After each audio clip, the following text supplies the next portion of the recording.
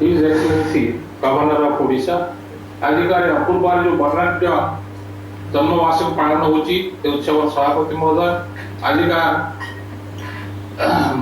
सम्मानित अतिथि MP mister Parida Apoorva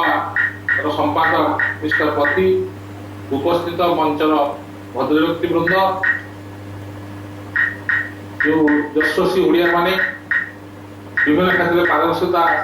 सृष्टि कर लाभ कर वरिष्ठ नागरिक समूह एवं मोर साहित्य प्रेमी भाई और भूमि सांबादिक बंधु मैंने गणमाध्यम अर्ण आनंद मनुष्य सृष्टिवाद अर्ण आनंद द्वारा तारी परिधि मध्य तार जीवन आत्मजात होता है। अन्न द्वारा से बंचे आनंद पाई बंचे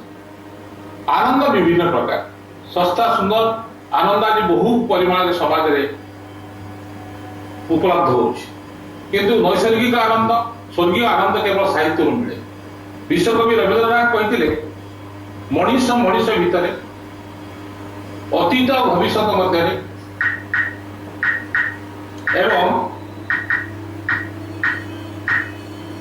ये जो संपर्क अच्छी ये संपर्क जो गुण संपर्क रही जो योग साधना अच्छी से साहित्य तेणु ये जो साहित्य आम आज ओडिया गोटे ओडिया पत्रिकार जन्मवार्षिक आम जो आलोचना कर साहित्य आम मुंड को आमर चिंताधारा को गोटे जिन आसो ओडिया साहित्य वैशिष्ट्य कौन ओडिया साहित्य वैशिष्ट्य को गोटे जामित उपवाद भाया दुई तीन पदे कहुपर प्रमाण करा साहित्य वैशिष्ट्य है जे अन्य देशर भाषार अन्य साहित्य गुड़िकर आदि स्रष्टा होती विद्वान संस्कृत विशारद ओडिया जे अच्छा आदि स्रष्टा सी जनता ओडिया साहित्य हूँ जनतार साहित्य जनता मानक जनता द्वारा सुष्ठ परिपुष्ट ये जो साहित्य अन्य भाषार साहित्य गुड़ी को तार पृष्ठपोषकता करने बहु राजा महाराजा विद्वान माने आगे आसी किंतु ओडिया साहित्य को पृष्ठपोषकता करने केवल जनता ही आसी कहुए जे ओडिशा सेकाल शासक वर्ग आग्रह अपेक्षा अनाग्रह बेसी ओडिया साहित्य उत्थान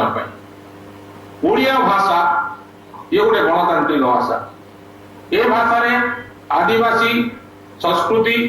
तार भाषा ये बहु परिमाण को प्रभावित कर भाषा आम ओडिया भाषा सब पुराण लिखाई महाभारत लिखाई विस्तृत विपुल ओडिया भाषा गोटे सीमित होना ए बहु रसाळ काव्य भी रही प्राचीन ओडिया साहित्य को बंचे रखिते आप देखिए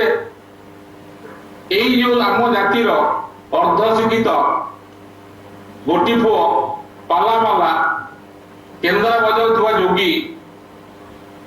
यही माने दासकाठिया दल यही प्राचीन ओडिया साहित्य को बंचे रखी तेणु ये जो ओडिया साहित्य आज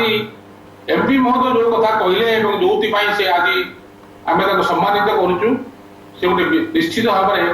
विराट पदक्षेप नहीं ओडिया भाषा को गोटे मान्य शास्त्रीय मान्यता दवा से साहाଯ୍य कर ओडिया भाषा प्रचार पुणी आउ थे प्रचार आसूची गोटे युग आसी ओडिया भाषा को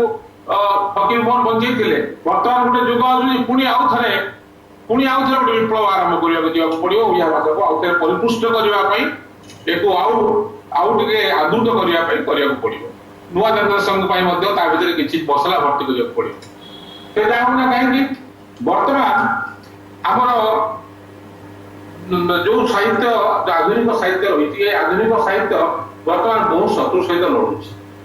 कारण यांत्रिक आनंद यांत्रिक पार्थिव जिन बहुत एवेलेबल समाज आनंद देवाई समय कटिया सब साहित्य लड़ुची आम ओडिया साहित्य भी से लड़ुची यही संग्राम सहित ताल दे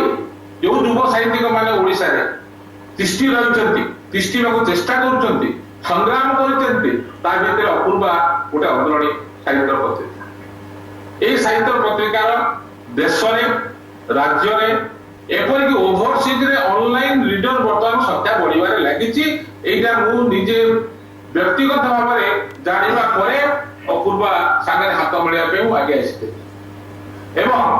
तार रुचिपूर्ण रुचिमंत रुधिमंत आउ गुणात्मक मान तार अभिवृद्धि घटी अन्य किसी मैगजीन भी अच्छा not that only Apurva but Apurva अन्यतम से मैगजीन से पत्रिका तेणु मु अनुरोध करी ये जो नुआ अध्याय आज अपूर्वार जोड़ा जन्मवार्षिक जे ओडिया समाज विभिन्न क्षेत्र में पारदर्शिता लाभ कर व्यक्ति मान सम्मानित तार कारण कौन ना व्यक्ति चेतना विकास विपुल भाव में बर्तमान ओडिया समाज में तार अभिवृद्धि घटुची किंतु गण विकास अभिवृद्धि ना तेणु आज आम सम्मानित करूँ आप क्षेत्र में आगे चलतु धर्म आत्मा एवं भी कांदुची कोणार्क जाओ बड़े सी भी कहते ओडिया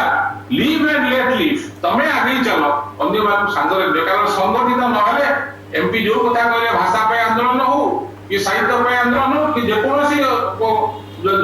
माने मानव समाज रे आंदोलन बा विप्लव करिया कहले संगठित उद्यम आवश्यक तेणु मु कहूची जे ये संगठित उद्यम ओडिया समाज व्याहत रहू ता छड़ा आउ गोटे कथा केवल मु युव साहित्यिक फिरोज पति एवं अन्य मानक उत्साहित प्रोत्साहित करने कहबी जे जो मौलिकता को कहीकि आम साहित्य को गोटे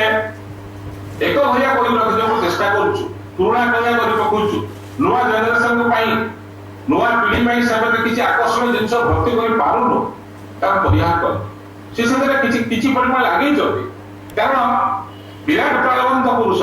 विवेकानंद कहते तमे पाश्चात्य दर्शन निर्देशन प्राच्य दर्शन मिस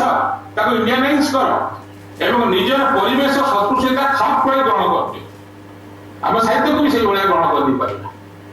ता नहले गोटे पुराणा जिनस को रंग मारी और बेसी दिन लोक आगे चमड़ चमड़ कर रखिपार से जहा हो मो सीमित समय भितर खाली एति नवेदन करी जे यही जो साहित्यिक बंधु मान साहित्य ओडिया साहित्य को बंचाई रखिंट ओडिया भाषा को बंचाई रखा चेष्टा कर आम समस्ते मिलमिशि प्रोत्साहित करवा सी साहित्य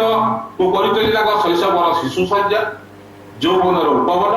आसंतु आम प्रार्थना करवा स्व करवा से बार्धक्य बाराणसी धन्यवाद।